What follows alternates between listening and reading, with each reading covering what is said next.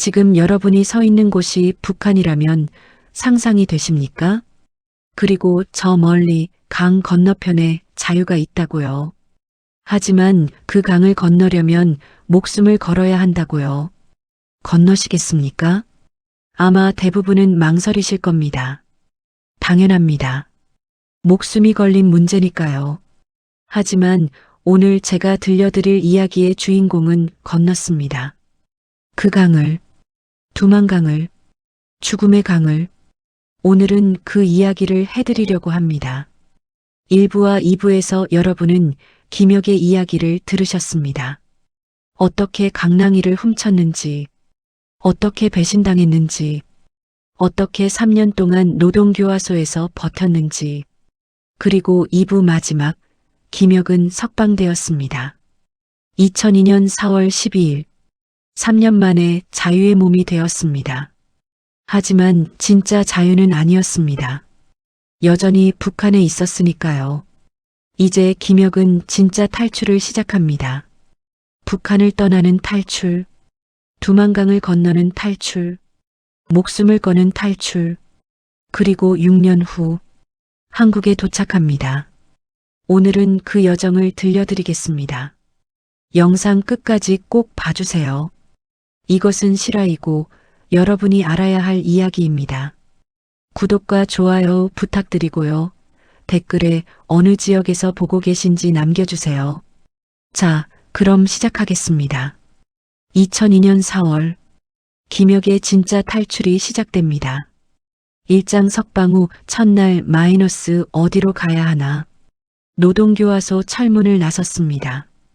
김혁은 자유였습니다. 3년 만의 자유. 하지만 기쁨은 오래가지 않았습니다. 현실이 김혁을 덮쳤습니다. 이제 어디로 가지?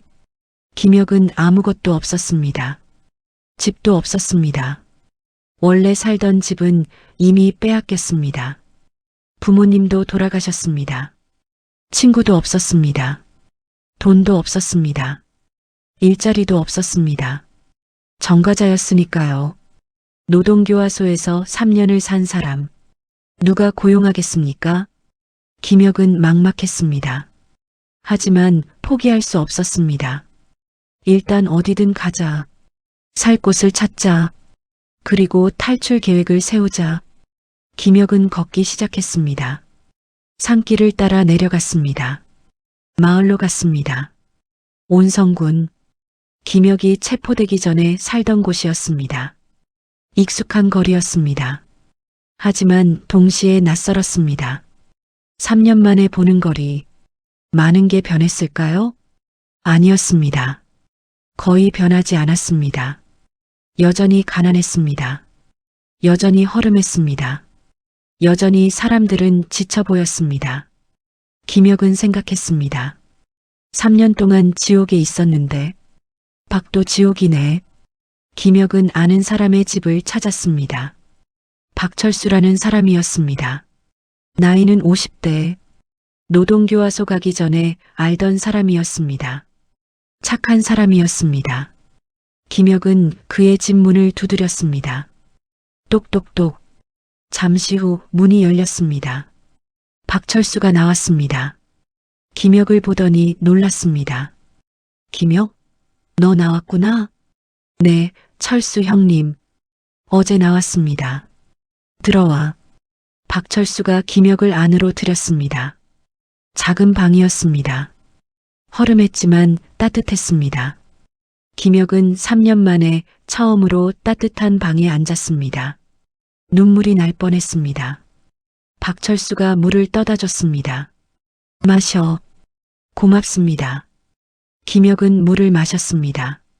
달았습니다. 노동교화소의 물과는 달랐습니다. 많이 힘들었지? 박철수가 물었습니다. 네, 힘들었습니다. 살이 많이 빠졌네. 먹을 거 줄게. 박철수가 밥을 퍼줬습니다. 옥수수밥이었습니다. 김혁은 받아들었습니다. 한 숟가락 떴습니다. 입에 넣었습니다. 맛있었습니다. 노동교화소의 옥수수죽과는 비교도 안 됐습니다. 김혁은 눈물을 흘렸습니다. 왜 울어? 아니, 너무 맛있어서요. 박철수도 눈시울이 붉어졌습니다. 천천히 먹어. 많이 있어. 김혁은 천천히 먹었습니다. 그리고 생각했습니다. 아직 세상에는 좋은 사람이 있구나. 그날 밤 김혁은 박철수의 집에서 잤습니다. 바닥이었지만 따뜻했습니다. 노동교화소와는 비교도 안 됐습니다. 김혁은 편안히 잠들었습니다. 3년 만에 처음으로. 다음 날 아침, 김혁은 박철수와 이야기를 나눴습니다. 형님, 저 탈출하고 싶습니다. 김혁이 조심스럽게 말했습니다. 박철수가 놀랐습니다. 탈출? 북한을 떠나겠다는 거야? 네. 위험해. 잡히면 죽어. 알고 있습니다. 하지만 해야 합니다. 왜? 여기서는 살 수 없습니다. 정가자로는 아무것도 할 수 없어요. 박철수가 한숨을 쉬었습니다. 그래. 내 말이 맞아. 하지만 쉽지 않아. 알고 있습니다. 도와주실 수 있습니까? 나는 할 수 있는 게 별로 없어. 하지만 박철수가 잠시 생각했습니다. 중국 쪽에 아는 사람이 있어. 밀수하는 사람인데 그 사람을 소개해 줄 수 있어. 정말입니까? 응. 하지만 조심해야 해. 그 사람도 믿을 만한지는 모르겠어. 괜찮습니다. 일단 만나보겠습니다. 알았어. 주선해 볼게. 김혁은 희망을 가졌습니다. 탈출할 수 있을지도 모른다. 이장 밀수꾼 리명철. 일주일이 지났습니다. 박철수가 김혁을 한 사람에게 소개했습니다. 리명철. 나이는 40대. 키가 크고 건장했습니다.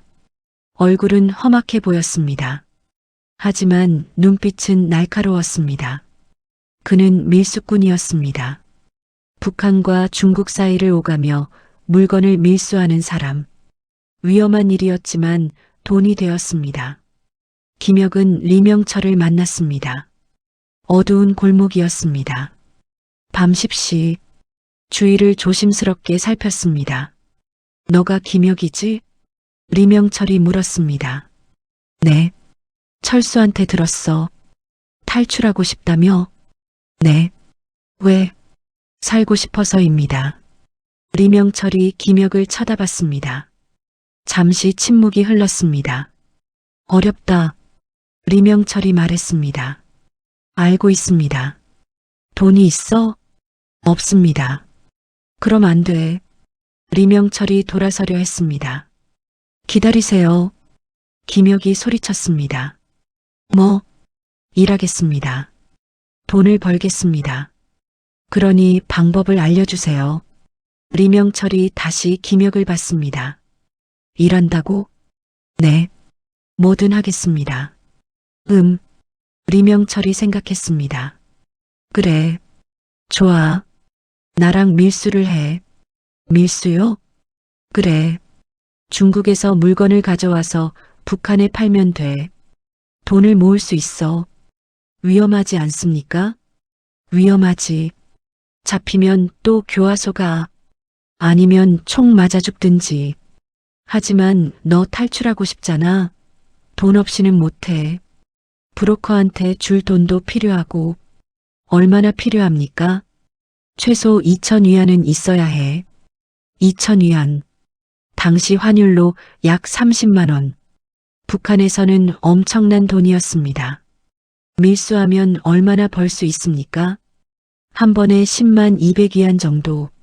10번 정도 하면 모을 수 있어. 알겠습니다. 하겠습니다. 좋아. 내일부터 시작한다. 3장 두만강을 건너다 마이너스 첫 번째 밀수. 다음 날 밤, 김혁은 리명철을 따라갔습니다. 두만강 쪽으로. 북한과 중국의 국경. 그곳에는 강이 있었습니다. 두만강. 폭은 약 50m. 얕은 곳도 있었고 깊은 곳도 있었습니다. 겨울에는 얼어붙었지만 지금은 4월. 얼음이 녹고 있었습니다. 위험했습니다. 밤 11시 김혁과 리명철은 강가에 도착했습니다. 어두웠습니다. 달빛만이 희미하게 비쳤습니다. 저기 보여? 리명철이 가리켰습니다. 강 건너편 중국이었습니다. 김혁은 처음으로 중국을 봤습니다. 멀리 불빛이 보였습니다. 마을의 불빛, 자유의 불빛, 저게 중국입니까? 그래, 저기가 연변이야. 조선족들이 많이 사는 곳. 가까워 보이네요. 가깝긴 하지. 하지만 쉽지 않아. 국경경비대가 있거든. 리명철이 주위를 살폈습니다. 조심해야 해. 걸리면 총 맞아. 네. 자, 간다. 따라와. 리명철이 걷기 시작했습니다. 강가를 따라 걸었습니다. 약 10분쯤 걸었습니다. 한 지점에서 멈췄습니다. 여기서 건너. 여기요? 그래. 여기가 제일 얕아. 허리까지만 차. 김혁은 강을 봤습니다. 어두웠습니다. 물소리가 들렸습니다. 차가워 보였습니다. 자, 간다.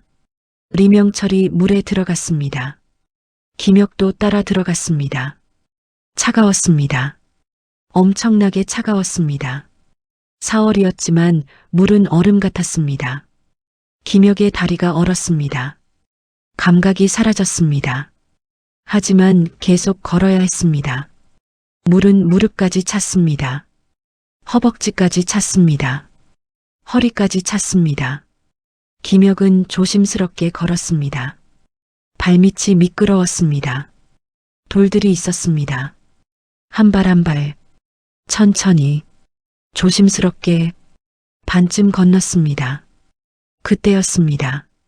저기 누군가의 목소리가 들렸습니다. 국경경비대였습니다. 안 돼. 리명철이 속삭였습니다. 빨리 뛰어. 김혁과 리명철은 뛰기 시작했습니다. 물속에서 물이 튀었습니다. 소리가 컸습니다. 거기서 경비대가 소리쳤습니다. 탕! 총소리가 들렸습니다. 김혁의 머리 위로 총알이 지나갔습니다. 계속 뛰어. 리명철이 소리쳤습니다. 김혁은 뛰었습니다. 미친 듯이 뛰었습니다. 물이 튀고 숨이 차고 다리가 후들거렸습니다. 하지만 멈출 수 없었습니다. 탕! 탕! 또 총소리가 들렸습니다. 하지만 맞지 않았습니다. 어두워서 경비대도 제대로 겨냥할 수 없었습니다. 드디어 반대편 강가에 도착했습니다. 중국 땅이었습니다. 김혁과 리명철은 물에서 나왔습니다. 그리고 뛰었습니다. 숲속으로. 경비대가 더 이상 따라오지 않았습니다. 국경을 넘어갈 수 없었으니까요. 김혁과 리명철은 멈췄습니다. 숨을 헐떡였습니다. 휴, 괜찮아? 리명철이 물었습니다. 네, 괜찮습니다. 잘했어. 총 안 맞았네. 운이 좋았습니다. 그래. 다음부터는 더 조심해야 해. 김혁은 고개를 끄덕였습니다. 그리고 주위를 둘러봤습니다. 여기가 중국. 자유의 땅. 김혁은 처음으로 북한을 벗어났습니다. 사장 중국 연변 마이너스 첫인상. 리명철이 김혁을 이끌었습니다. 숲을 지나 마을로 갔습니다. 작은 마을이었습니다. 조선족 마을. 조선족은 중국에 사는 한국계 중국인들이었습니다. 한국어를 했습니다. 북한 사람들과 비슷해 보였습니다. 하지만 달랐습니다. 잘 살았습니다. 집들이 튼튼했습니다. 불빛이 밝았습니다. 김혁은 놀랐습니다. 이게 중국입니까? 그래. 놀랍지? 내 북한과 너무 다릅니다. 당연하지. 여기는 발전했으니까. 김혁은 계속 주위를 봤습니다. 전봇대에 불이 켜져 있었습니다. 거리가 깨끗했습니다. 상점이 있었습니다. 사람들이 웃으며 걸어 다녔습니다. 김혁은 믿을 수 없었습니다. 같은 조선 사람인데 이렇게 다를 수가. 리명철이 말했습니다. 여기는 자유야. 북한과는 달라. 리명철은 김혁을 한 집으로 데려갔습니다. 친구의 집이었습니다. 조선족 남자였습니다. 이름은 김영호. 나이는 60대. 그는 리명철을 도와주는 사람이었습니다. 물건을 보관해주고 정보를 알려주고 숨을 곳을 제공했습니다. 들어와.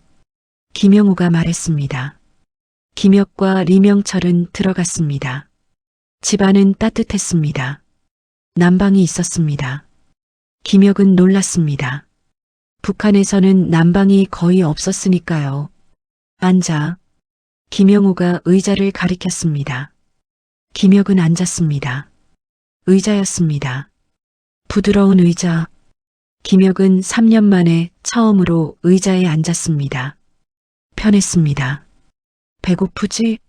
먹을 거 줄게. 김영호가 음식을 가져왔습니다. 라면이었습니다. 뜨거운 라면. 김혁은 그걸 봤습니다. 냄새가 좋았습니다.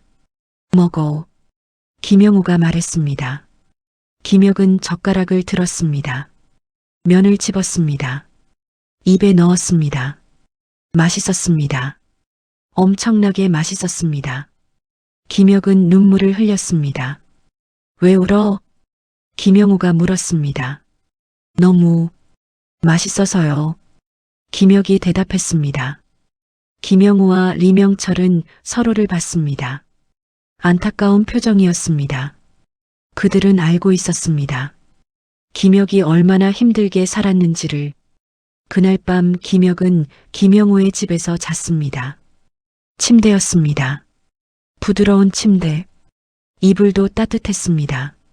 김혁은 편안히 잠들었습니다. 천국 같았습니다.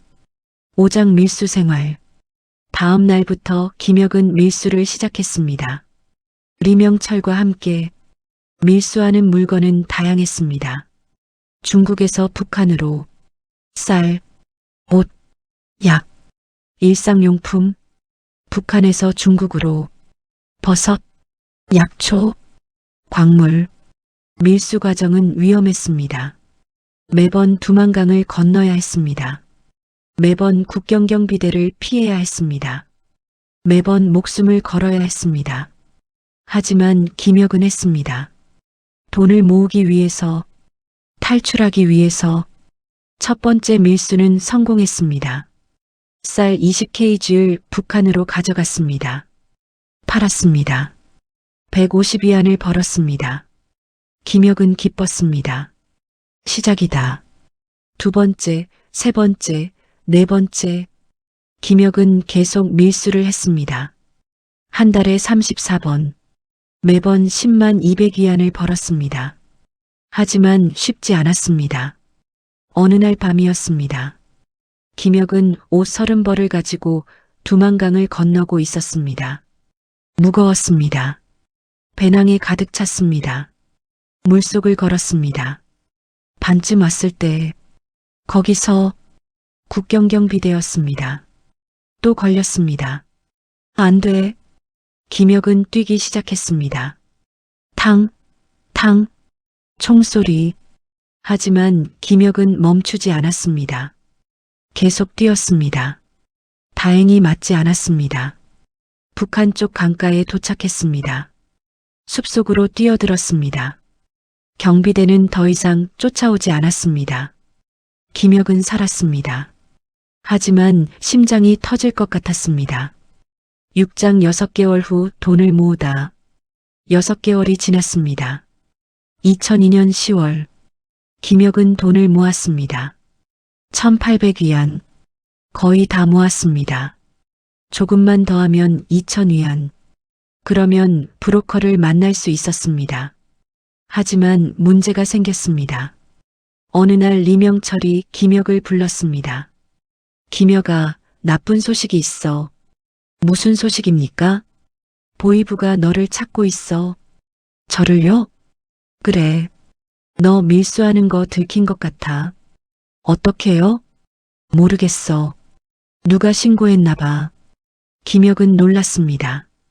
그럼 어떻게 해야 합니까? 숨어야 해. 아니면 빨리 탈출하든지. 하지만 돈이 아직 부족합니다. 그래도 빨리 해야 해. 잡히면 또 교화소 가. 아니면 총 맞아 죽든지. 김혁은 고민했습니다. 조금만 더 버텨야 하는데. 하지만 시간이 없었습니다.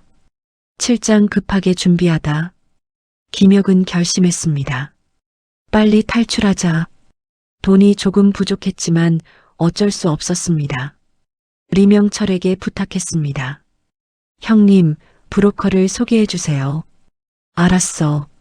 내가 아는 사람이 있어. 일주일 후, 김혁은 브로커를 만났습니다.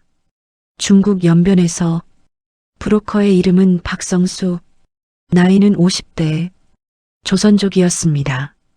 그는 탈북자들을 한국으로 보내주는 일을 했습니다. 위험한 일이었지만 돈이 되었습니다. 탈출하고 싶다고? 박성수가 물었습니다. 네. 한국으로? 네. 돈은 있어? 1800위안 있습니다. 부족해. 2000위안은 있어야 해. 김혁은 말이 없었습니다. 박성수가 김혁을 쳐다봤습니다.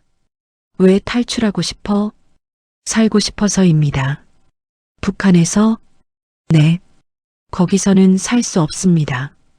박성수가 한숨을 쉬었습니다. 알았어. 1800위안으로 해줄게. 정말입니까? 그래. 하지만 조건이 있어.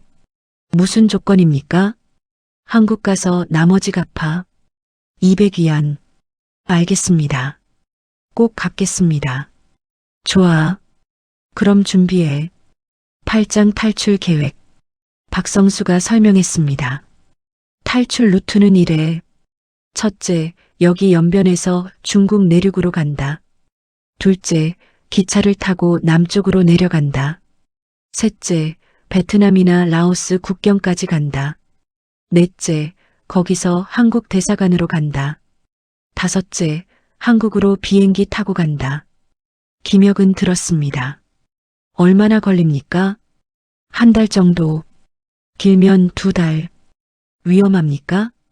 위험하지. 중국 공안에 걸리면 북송돼. 그럼 넌 죽어. 하지만 조심하면 괜찮아. 내가 도와줄게. 알겠습니다. 박성수가 계속 설명했습니다. 중요한 건 들키지 않는 거야. 중국에서는 조선족인 척해야 해. 말투 조심하고 행동 조심하고 공안 보면 피해. 이해했어? 네. 좋아. 그럼 내일 출발한다. 구장 중국 내륙으로. 다음 날 2002년 11월 15일 김혁은 박성수를 따라갔습니다. 기차역으로. 연변의 작은 역이었습니다. 사람들이 많았습니다. 김혁은 긴장했습니다. 걱정 마. 그냥 자연스럽게 행동해. 박성수가 속삭였습니다. 기차표를 샀습니다. 장춘행, 중국 동북부의 큰 도시였습니다. 기차를 탔습니다. 김혁은 창가에 앉았습니다. 밖을 봤습니다. 기차가 출발했습니다. 김혁은 북한에서 점점 멀어졌습니다. 10장 긴 여정. 기차는 몇 시간 동안 달렸습니다. 김혁은 창밖을 봤습니다. 중국의 풍경, 넓은 들판, 큰 건물들, 발전된 도시들. 김혁은 놀랐습니다. 이게 다 중국이구나. 북한과는 완전히 다르네. 장춘에 도착했습니다. 큰 도시였습니다. 높은 건물들, 많은 자동차들, 수많은 사람들. 김혁은 압도당했습니다. 이렇게 큰 도시가. 박성수가 웃었습니다. 놀라운 거 아직 많아. 한국 가면 더 놀랄 거야. 장춘에서 하루 묵었습니다. 작은 여관에서. 다음 날 다시 기차를 탔습니다. 이번에는 남쪽으로. 베이징을 거쳐 광저우로. 그리고 거기서 다시 국경 쪽으로. 여정은 길었습니다. 3주가 걸렸습니다. 중간에 여러 곳에서 숨어 지냈습니다. 공안을 피해야 했습니다. 검문을 피해야 했습니다. 한 번은 정말 위험했습니다. 기차에서 공안이 검문을 했습니다. 신분증을 보여달라고. 김혁은 신분증이 없었습니다. 북한 사람이었으니까요. 신분증 보여주세요. 공안이 말했습니다. 김혁은 얼어붙었습니다. 박성수가 재빨리 나섰습니다. 죄송합니다. 제 조카인데 신분증을 잃어버렸어요. 잃어버렸다고요? 네. 어제 잃어버렸어요. 내일 파출소에 신고하러 갈 거예요. 공안이 의심스러운 눈으로 봤습니다. 하지만 더 이상 묻지 않았습니다. 다음부터 조심하세요. 네, 알겠습니다. 공안이 갔습니다. 김혁은 숨을 쉬었습니다. 휴, 박성수가 속삭였습니다. 잘했어. 침착했네. 11장 국경도시 마이너스 마지막 관문. 3주 후, 김혁과 박성수는 국경도시에 도착했습니다. 중국과 라오스의 국경, 작은 도시였습니다. 하지만 북적였습니다. 국경 무역 때문이었습니다. 박성수가 설명했습니다. 여기서 라오스로 넘어가. 그리고 라오스에서 한국 대사관으로 가면 돼. 어떻게 넘어갑니까? 브로커가 있어. 내가 연락했어. 언제 만납니까? 오늘 밤 10시. 김혁과 박성수는 한 남자를 만났습니다. 라오스 브로커였습니다. 이름은 몰랐습니다. 그냥 가이드라고 불렀습니다. 가이드가 말했습니다. 나 따라와. 김혁과 박성수는 따라갔습니다. 국경 쪽으로 어두운 산길을 걸었습니다. 30분쯤 걸었습니다. 국경이 보였습니다. 철조망이 있었습니다. 하지만 한 곳이 끊어져 있었습니다. 저기로 넘어가. 가이드가 가리켰습니다. 김혁은 철조망을 통과했습니다. 조심스럽게, 소리 내지 않고 라오스 땅에 들어섰습니다. 김혁은 중국을 벗어났습니다. 한 걸음 더 자유에 가까워졌습니다. 12장 라오스에서. 라오스는 가난한 나라였습니다. 중국보다 덜 발전했습니다. 하지만 김혁에게는 희망이었습니다. 여기서 한국으로 갈 수 있었으니까요. 가이드가 김혁을 한 집으로 데려갔습니다. 다른 탈북자들이 있었습니다. 남자 셋, 여자 둘. 모두 한국을 향해 가는 사람들이었습니다. 김혁은 그들과 이야기를 나눴습니다. 어디서 오셨어요? 한 여자가 물었습니다. 온성에서요. 온성이요? 저도 함경도예요. 청진에서 왔어요. 아, 그러세요. 그들은 서로의 이야기를 나눴습니다. 각자의 탈북 이유, 각자의 고생, 각자의 희망. 3일 후, 가이드가 말했습니다. 오늘 대사관으로 간다. 드디어입니까? 그래. 김혁은 떨렸습니다. 긴장되었습니다. 동시에 기대되었습니다. 13장 한국 대사관. 가이드가 탈북자들을 이끌었습니다. 비엔티안, 라오스의 수도, 한국 대사관이 있는 곳. 택시를 탔습니다. 대사관으로 갔습니다. 도착했습니다. 큰 건물이었습니다. 태극기가 펄럭이고 있었습니다. 김혁은 그 태극기를 봤습니다. 눈물이 났습니다. 저게 대한민국 국기구나. 대사관 문을 두드렸습니다. 직원이 나왔습니다. 누구세요? 저희 탈북자입니다. 김혁이 말했습니다. 직원의 표정이 바뀌었습니다. 들어오세요. 안으로 들어갔습니다. 따뜻했습니다. 밝았습니다. 안전했습니다. 김혁은 드디어 안도했습니다. 이제 괜찮구나. 직원이 말했습니다. 앉으세요. 차 드릴게요. 커피를 줬습니다. 김혁은 처음 마시는 커피였습니다. 쓰지만 향기로웠습니다. 이제부터 절차를 진행할 겁니다. 직원이 설명했습니다. 신원 확인하고 조사하고 그러면 한국으로 갈 수 있어요. 얼마나 걸립니까? 보통 2에서 3주 정도요. 알겠습니다. 김혁은 고개를 끄덕였습니다. 조금만 더 기다리면 됐습니다. 14장 2주의 대기. 김혁은 대사관에서 2주를 보냈습니다. 조사를 받았습니다. 이름이 뭡니까? 김혁입니다. 생년월일은 1972년 3월 5일입니다. 출신은 함경북도 온성군입니다. 가족은 부모님은 돌아가셨습니다. 형제는 없습니다. 왜 탈북했습니까? 살고 싶어서입니다. 조사관이 김혁을 봤습니다. 진지한 눈빛이었습니다. 노동교화소에 있었다고요? 네. 3년 있었습니다. 왜 들어갔습니까?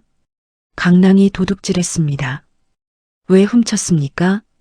굶어 죽어가는 사람들을 살리려고요. 조사관이 고개를 끄덕였습니다. 알겠습니다. 조사가 끝났습니다. 김혁의 신원이 확인되었습니다. 탈북자가 맞았습니다. 한국으로 갈 수 있었습니다. 15장 한국으로 2002년 12월 20일 김혁은 비행기에 탔습니다. 생애 첫 비행기였습니다.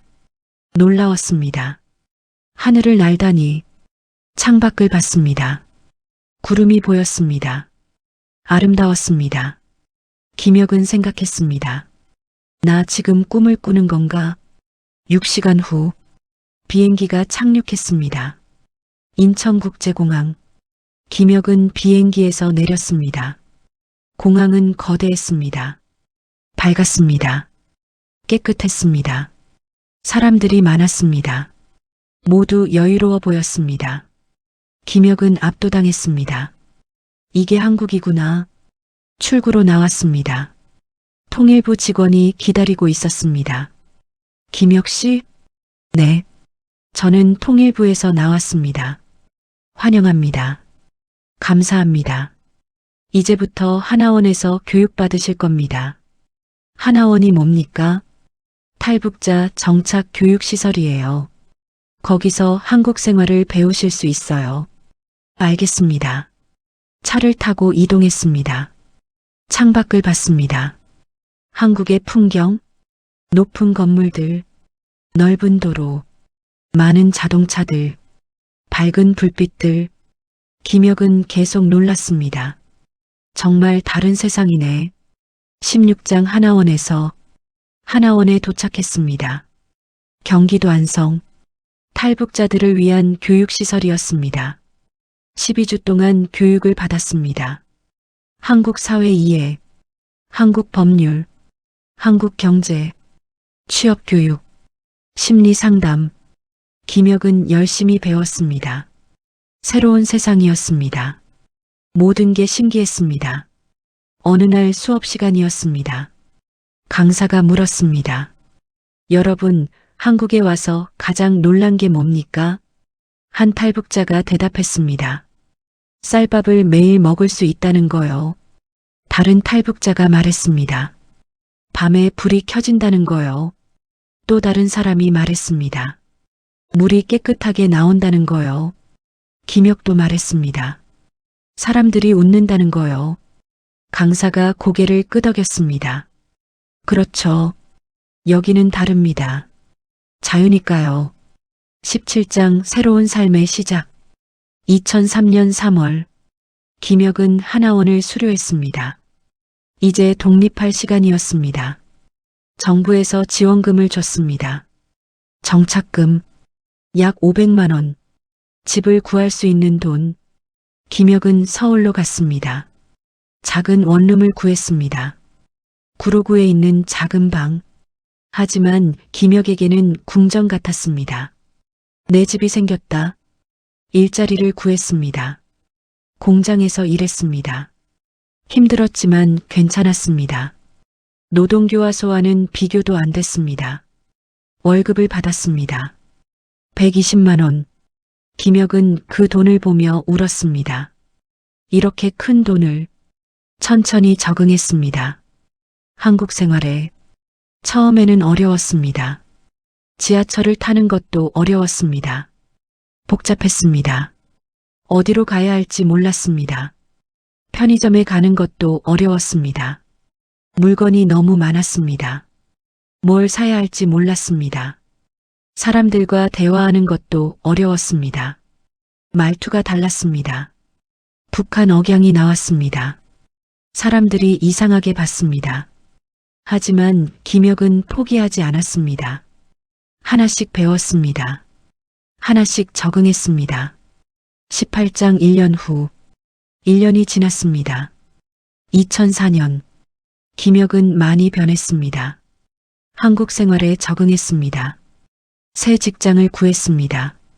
더 좋은 직장, 월급도 더 많이 받았습니다. 180만 원, 저축도 시작했습니다. 친구도 생겼습니다. 직장 동료들, 탈북자 모임에서 만난 사람들, 그들과 어울렸습니다. 이야기를 나눴습니다. 서로를 위로했습니다. 어느 날 친구가 물었습니다. 김혁아, 후회하지 않아? 뭐요? 탈북한 거. 김혁은 잠시 생각했습니다. 아니요. 전혀. 왜? 여기는 자유니까요. 자유. 네. 제가 원하는 걸 할 수 있어요. 제가 원하는 곳에 갈 수 있어요. 누구도 저를 막지 않아요. 친구가 고개를 끄덕였습니다. 그래 자유. 19장 증언을 시작하다. 2년이 지났습니다. 2005년 김혁은 이제 안정되었습니다. 생활도 안정되었습니다. 마음도 안정되었습니다. 어느 날 한 단체에서 연락이 왔습니다. 북한 인권단체였습니다. 증언해 주실 수 있습니까? 증언이요? 네. 북한에서의 경험을 이야기해 주세요. 사람들이 알아야 합니다. 김혁은 망설였습니다. 두려웠습니다. 과거를 떠올리는 게, 하지만 동시에 의무감을 느꼈습니다. 해야겠다. 사람들이 알아야 한다. 북한의 실상을, 노동교화소의 지옥을, 김혁은 증언하기 시작했습니다. 강연을 했습니다. 대학교에서, 시민단체에서, 언론 인터뷰도 했습니다. 처음에는 어려웠습니다. 말하는 게, 과거를 떠올리는 게 아팠습니다. 하지만 계속했습니다. 사람들이 들었습니다. 놀랐습니다. 충격받았습니다. 정말 그런 일이? 믿을 수가 없어. 너무 잔인해. 하지만 알게 됐습니다. 진실을.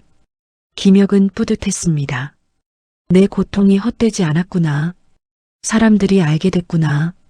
20장 10년 후 10년이 지났습니다. 2015년 김혁은 이제 43살이었습니다. 많이 변했습니다. 결혼했습니다. 같은 탈북자 여성과 그녀도 비슷한 경험을 했습니다. 서로를 이해했습니다. 서로를 위로했습니다. 딸이 태어났습니다. 예쁜 딸. 이름은 자유. 김자유. 김혁은 그 이름을 지으며 울었습니다. 이 아이는 자유롭게 살 거야. 내가 겪은 고통은 겪지 않을 거야. 좋은 직장을 얻었습니다. 중소기업이었지만 대우가 좋았습니다. 월급도 많이 받았습니다. 300만 원 이상. 집도 샀습니다. 작은 아파트. 하지만 김혁의 집이었습니다. 21장 한국에서의 깨달음. 김혁은 한국에서 많은 것을 배웠습니다. 첫째, 자유의 가치. 한국에서는 자유로웠습니다. 말할 자유, 이동할 자유, 선택할 자유. 김혁은 그 자유를 누렸습니다. 감사했습니다. 둘째, 인권의 중요성. 한국에서는 인권이 존중됐습니다. 사람이 사람답게 살 수 있었습니다. 김혁은 그것이 당연한 게 아니라는 걸 알았습니다. 셋째, 교육의 힘. 김혁은 한국에서 공부했습니다. 검정고시를 봤습니다. 대학도 다녔습니다. 야간대학, 사회복지학을 전공했습니다. 탈북자들을 돕고 싶었습니다. 넷째, 연대의 중요성. 혼자서는 살 수 없었습니다. 사람들이 도와줬습니다. 한국 사람들, 탈북자 선배들, 친구들, 그들 덕분에 김혁은 살 수 있었습니다. 22장 가장 놀라웠던 것들. 김혁이 한국에서 가장 놀랐던 것들이 있었습니다. 첫째, 음식의 풍요. 한국에는 음식이 넘쳤습니다. 마트에 가면 온갖 음식이 있었습니다. 쌀, 고기, 과일, 채소. 김혁은 처음 마트에 갔을 때 울었습니다. 이렇게 많은 음식이 북한에서는 상상도 못할 일이었습니다. 둘째, 전기의 보편화. 한국에서는 전기가 24시간 들어왔습니다. 집마다, 거리마다 불이 켜져 있었습니다. 밤에도 밝았습니다. 김혁은 그게 신기했습니다. 북한에서는 밤이 되면 캄캄했으니까요. 셋째, 인터넷과 휴대폰. 한국 사람들은 모두 휴대폰이 있었습니다. 언제 어디서나 연락할 수 있었습니다. 인터넷으로 세계의 정보를 볼 수 있었습니다. 김혁은 처음 구글을 봤을 때 놀랐습니다. 세상 모든 정보가 여기 있네. 넷째, 자유로운 여행. 한국에서는 여권만 있으면 어디든 갈 수 있었습니다. 일본, 중국, 미국, 유럽. 김혁은 여행을 갔습니다. 일본에 처음 해외여행이었습니다. 북한에서 중국 간 건 밀수였으니까요. 자유롭게 국경을 넘는 게 신기했습니다. 총 맞을 걱정 없이 국경을 넘다니. 다섯째, 교육의 기회. 한국에서는 누구나 공부할 수 있었습니다. 나이, 성별, 출신에 관계없이. 김혁도 공부했습니다. 30살에 대학에 갔습니다. 북한에서는 불가능한 일이었습니다. 여섯째, 의료 시스템. 한국에서는 아프면 병원에 갔습니다. 의사가 진찰하고 약을 줬습니다. 건강보험이 있어서 비용도 부담스럽지 않았습니다. 김혁은 처음 병원에 갔을 때 놀랐습니다. 이렇게 잘 치료해 주다니. 북한에서는 약도 없었으니까요. 일곱째, 민주주의. 한국에서는 투표할 수 있었습니다. 대통령을 뽑을 수 있었습니다. 국회의원을 뽑을 수 있었습니다. 김혁은 처음 투표했을 때 울었습니다. 내가 내 나라의 지도자를 뽑다니. 북한에서는 상상도 못할 일이었습니다. 여덟째, 언론의 자유. 한국에서는 신문이 여러 개였습니다. 각자 다른 의견을 말했습니다. TV에서도 정부를 비판했습니다. 김혁은 그게 신기했습니다. 정부를 비판해도 잡혀가지 않네. 북한에서는 불가능한 일이었습니다. 23장 하지만 어려웠던 것들. 하지만 한국 생활이 쉽지만은 않았습니다. 첫째, 경쟁사회. 한국은 경쟁이 심했습니다. 학교에서, 직장에서, 모든 곳에서. 김혁은 적응하기 어려웠습니다. 북한에서는 경쟁이 없었으니까요. 생존을 위한 경쟁만 있었죠. 둘째, 빠른 변화. 한국은 모든 게 빨랐습니다. 기술이 빨리 변했습니다. 유행이 빨리 변했습니다. 김혁은 따라가기 힘들었습니다. 셋째, 외로움. 한국에는 아는 사람이 없었습니다. 가족도 없었습니다. 나중에 결혼하기 전까지 외로웠습니다. 특히 명절에, 추석이나 설날에 다른 사람들은 가족과 모였습니다. 김혁은 혼자였습니다. 넷째, 트라우마. 과거의 기억이 괴롭혔습니다. 노동교화소의 기억, 동료들이 죽는 모습, 굶주림, 폭력, 밤에 악몽을 꿨습니다. 소리를 지르며 깼습니다.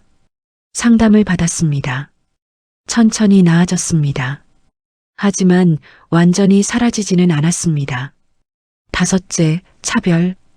한국에서 탈북자에 대한 차별이 있었습니다. 말투가 다르다고, 문화가 다르다고, 어떤 사람들은 탈북자를 무시했습니다. 김혁은 상처받았습니다. 하지만 이해하려 했습니다. 그들도 모르는 거야. 북한이 어떤지. 24장 책을 쓰다. 2018년 김혁은 책을 썼습니다. 자신의 이야기를. 제목은 죄수도 인간이다. 책에는 모든 것이 담겼습니다. 어떻게 강낭이를 훔쳤는지, 어떻게 배신당했는지, 노동교화소에서의 3년, 탈출, 중국, 한국, 모든 여정, 책이 출판됐습니다. 사람들이 읽었습니다. 반응이 뜨거웠습니다. 감동적이다. 눈물이 난다. 북한의 실상을 알게 됐다. 김혁은 강연을 더 많이 했습니다. 전국을 돌아다녔습니다. 대학교, 고등학교, 시민단체, 교회, 어디든 갔습니다. 이야기했습니다.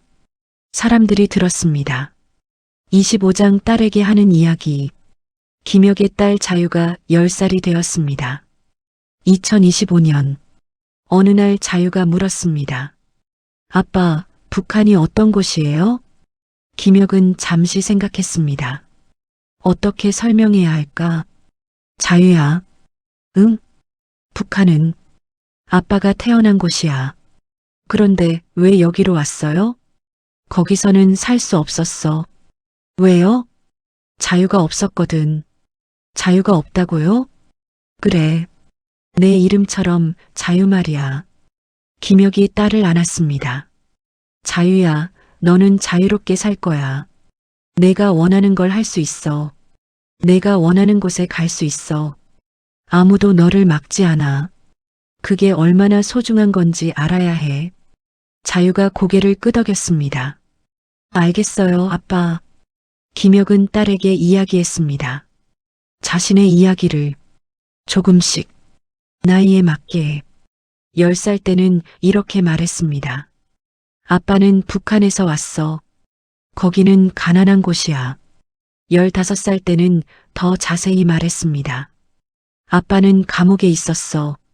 3년 동안 힘들었지만 버텼어. 20살 때는 모든 것을 말했습니다. 노동교화소의 지옥, 탈출, 두만강, 모든 것. 자유는 울었습니다. 아빠 너무 힘들었겠어요. 괜찮아. 이제는 괜찮아. 아빠는 강한 사람이에요. 아니야. 아빠는 운이 좋았을 뿐이야. 그리고 사람들이 도와줬어. 그래서 지금 여기 있는 거야. 26장 북한에 남은 사람들. 김혁은 가끔 생각했습니다. 북한에 남은 사람들을. 성훈 형님. 함께 노동교화소에 있었던 사람. 지금쯤 나왔을까? 살아있을까? 최영수. 아팠던 젊은 죄수. 그는 어떻게 됐을까? 리명철. 밀수를 가르쳐준 사람. 아직도 밀수를 하고 있을까? 잡혔을까? 김혁은 알 수 없었습니다. 소식이 없었습니다. 하지만 기도했습니다. 그들이 무사하기를. 그들도 언젠가 자유를 찾기를. 27장 2025년 현재. 2025년 12월. 김혁은 53살입니다. 한국에 온 지 23년이 됐습니다. 지금 김혁은 탈북자 지원 단체에서 일합니다. 새로운 탈북자들을 돕습니다. 정착을 돕고 상담하고 조언합니다. 내가 겪은 어려움을 그들은 겪지 않았으면. 가끔 강연도 합니다. 북한 인권에 대해서 학교에서, 단체에서, 교회에서. 행복합니다. 가족이 있습니다. 아내와 딸, 친구들이 있습니다. 일이 있습니다. 자유가 있습니다. 가끔 악몽을 꿉니다. 아직도 노동교화소의 악몽. 하지만 깨면 괜찮습니다. 여기는 한국이니까. 자유니까. 28장 마지막 메시지. 여러분, 여기까지가 김혁의 이야기입니다. 그는 1972년 북한에서 태어났습니다. 가난하게 자랐습니다. 고난의 행군을 겪었습니다. 강낭이를 훔쳤습니다. 배신당했습니다. 3년 동안 노동교화소에 갇혔습니다. 살아남았습니다. 탈출했습니다. 두만강을 건넜습니다. 중국을 거쳐 한국에 왔습니다. 새로운 삶을 시작했습니다. 23년이 지났습니다. 그는 여전히 살아있습니다. 여전히 증언합니다. 여전히 싸웁니다. 북한에 남은 사람들을 위해서 여러분에게 묻고 싶습니다. 이 이야기를 듣고 무엇을 느끼셨나요? 분노를 느끼셨나요? 북한 정권의 잔혹함에 맞습니다. 분노해야 합니다. 슬픔을 느끼셨나요? 고통받는 사람들에 대해 맞습니다. 슬퍼해야 합니다. 하지만 여기서 멈추지 마세요. 행동하세요. 무엇을 할 수 있을까요? 첫째, 관심을 가지세요. 북한 인권 문제에, 탈북자들의 이야기에 잊지 마세요. 둘째, 공유하세요. 이 영상을, 이 이야기를 더 많은 사람이 알아야 합니다. 셋째, 후원하세요. 북한 인권단체를, 탈북자 정착 지원을, 작은 금액이라도 도움이 됩니다. 넷째, 환영하세요. 탈북자들을. 그들은 용기 있는 사람들입니다. 목숨을 걸고 자유를 찾은 사람들입니다. 차별하지 마세요. 이해하세요. 도와주세요. 다섯째, 기억하세요. 자유가 얼마나 소중한지, 우리가 당연하게 여기는 것들, 말할 자유, 이동할 자유, 선택할 자유, 이게 당연한 게 아닙니다. 김혁은 말합니다. 저는 운이 좋았습니다. 살아남았고 탈출했고 한국에 왔습니다. 하지만 수많은 사람들이 아직도 북한에 있습니다. 그들을 잊지 말아주세요. 그들도 인간입니다. 죄수도 인간입니다. 에필로그. 이 이야기는 실화입니다. 김혁은 실존 인물입니다. 이름은 가명입니다. 2025년 현재 북한 인구 약 2,600만 명, 탈북자 수 한국 내 약 3만 4천 명, 노동교화소 수감자 약 5만 명 추정, 정치범 수용소 수감자 약 12만 명 추정, 매년 수백 명이 탈북을 시도합니다. 많은 사람이 실패합니다. 잡히거나 죽습니다. 하지만 일부는 성공합니다. 자유를 찾습니다. 여러분, 이 이야기를 기억해 주세요. 김혁을 기억해 주세요. 그리고 아직도 고통받는 사람들을 기억해 주세요. 구독과 좋아요 부탁드립니다. 댓글로 여러분의 생각을 나눠주세요. 감사합니다.